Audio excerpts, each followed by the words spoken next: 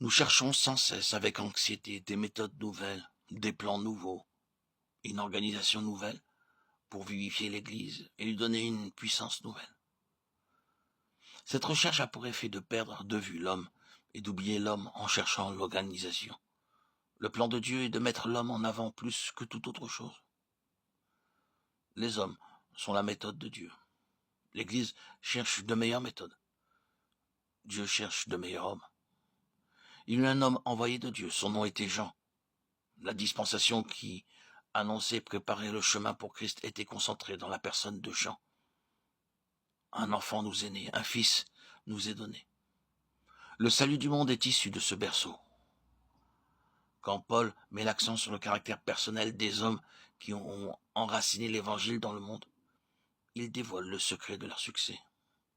La gloire et la puissance de l'évangile est appuyée sur les hommes qui l'ont proclamé.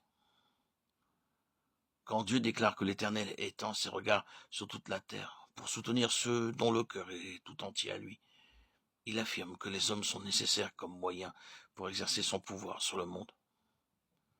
Cette vérité vivante et immédiate est souvent laissée de côté dans notre vie si matérielle.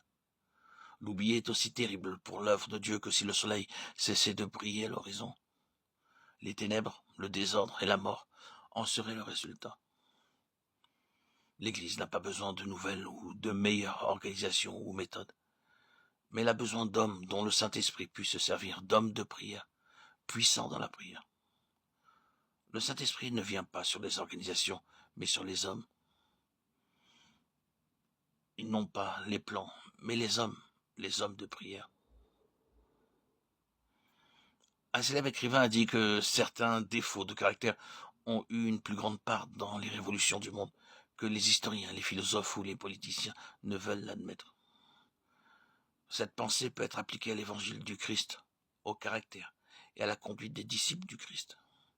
Et elle s'applique encore davantage aux prédicateurs de l'évangile. L'impression que produit l'évangile et son véritable succès sont entre les mains du prédicateur, où il fait saillir, où il mutile le message de Dieu. Le prédicateur est le canal d'or par lequel l'huile divine se répand. Ce canal doit être sans défaut et sans souillure, afin que cette huile puisse couler pure et sans entrave. C'est l'homme qui fait le prédicateur. Dieu doit faire l'homme. Le messager est, si possible, plus que le message. Le prédicateur plus que le sermon.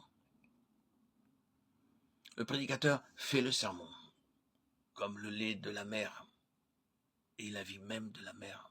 Ainsi, ce que prêche, ce que donne le prédicateur, c'est sa substance même.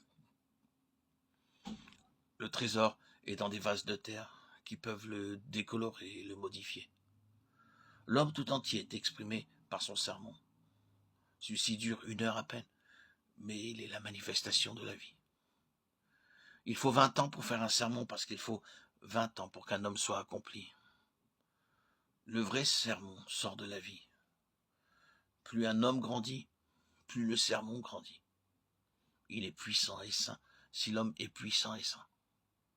Il est rempli de l'onction divine si le prédicateur est plein de l'onction divine.